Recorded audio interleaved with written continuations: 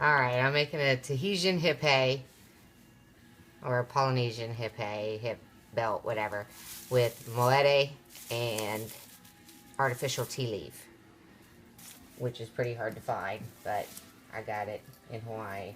It's not so hard to find. There. This is what it looks like. Like tea leaf. And moete. So what you're going to need is any type of material. This is an old bed sheet. Works pretty good.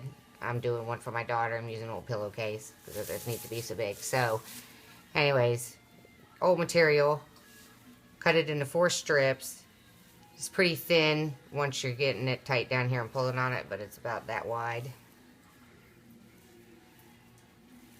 So anyways, 4 strips. Show down there the braid. So you got to start with the braid, and you're going to braid it down, and then come up and show it. And this is what it's going to look like. I want it nice and fluffy, which I'm going to fluff this out more when I'm done. So I'm using 4 strips, and it makes 2 rows.